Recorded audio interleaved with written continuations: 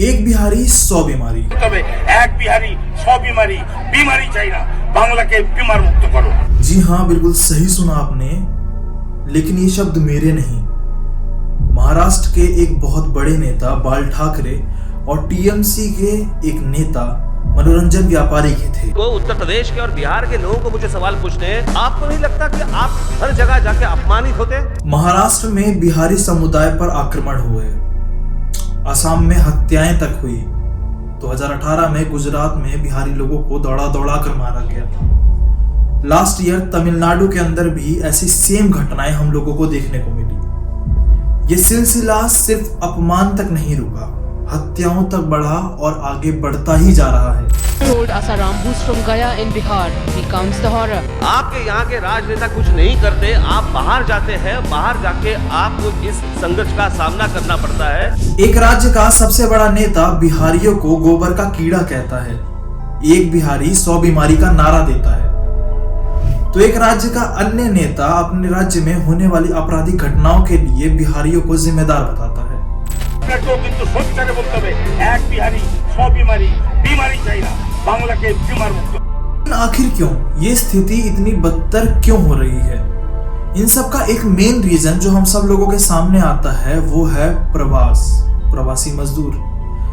2011 की जनगणना के अनुसार 43.36 करोड़ लोग प्रवास करके अपने राज्य से दूसरे राज्यों में जाते हैं। एक अन्य सर्वे से पता चलता है बिहार के 50% लोग कभी रोजगार की, तो कभी शिक्षा की, तो कभी अन्य जरूरतों के लिए किसी दूसरे राज्य में प्रवास कर जाते हैं। आज की इस एक वीडियो में हम जानेंगे एक ऐसे ही व्यक्ति के बारे में। मेरा नाम संजीव ठाकुर, बिहार का रहने वाला हूँ, बेतिया जिला। काम करने यहाँ पर आते हैं हम लोग। काम 6 महीने का 3 महीना चलता है, 3 महीना बैठ के खाना पड़ता है। यहाँ पर कोई बोलता है कि बिहारी है, कि तुम लोग को उधर काम नहीं मिलता है, तो हम लोग इधर आते हैं, मजबूरी काम करना पड़ता है। किसी हर आदमी को बात सुन सुन के, बिहार में कोई रोज़गार नहीं है, तो यहाँ पर कोई पैसा देता है, कोई नहीं देता है काम करवा के। हाँ, कोई मार के भगा भी देता है, गाली गलौज करता है लोग काम करवा के।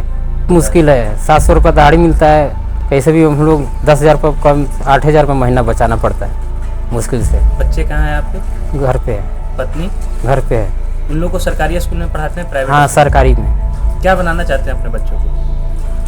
अब पढ़ेंगे उनका भविष्य में। अब हम लोग जब काम कर रहे हैं, जिंदगी का कोई ठिकाना नहीं है। सरकार ये करे कि हम लोग को बिहार में काम दे, कि हम लोग को बाहर ना जाना पड़े और दूसरों को गाली गलौज ना सुनना पड़े। हम लोग को बिहार में काम रहेगा, वहीं पर करेंगे, मगर इतना दूर हम लोग नहीं आएंगे। किस किस तरीके का काम आप कर लेते हैं? हम लोग रोजगार वही करते हैं, पेंट ओंट का काम कर लेते हैं, जो काम मिले वो कर लेते हैं। दाढ़ीदार आदमी हैं।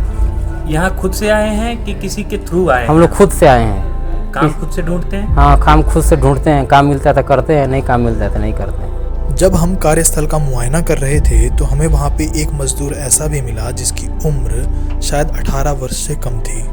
जब हमने उससे उसकी उम्र से रिलेटेड सवाल पूछे कि आपकी क्या उम्र है, तो वह बताने में सकपका गया। 18? पढ़ाई नहीं करते? अभी छोड़ दिए हो?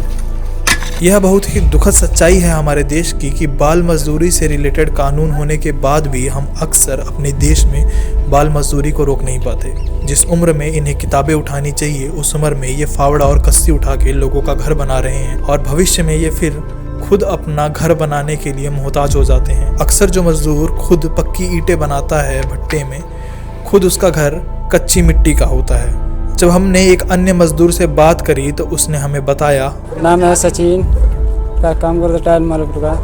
1000 रुपया मिलता है, 8 परिवार है, अकेला कमाने वाला, बस 2 बच्चे पढ़ा रहे हैं। साल में 6 महीना काम करते हैं, 6 महीना घर पर रहते हैं। इस महंगाई में आपको कितना मुश्किल होता है काम कर घर चलाना? बहुत मुश्किल होता है। गाली देते हैं, मारते हैं, किसी तरह बर्दाश्त कर काम करना पड़ता है। बस इतने 8 है। 8 लोग हैं कमाने वाले आपके? बस अकेला। अकेले 8 लोगों का गुजारा आप ही हम ही करते हैं। हम के लिए काम यहाँ पर नहीं आना पड़े, बिहार में रोजगार दे, बस यही चाहिए।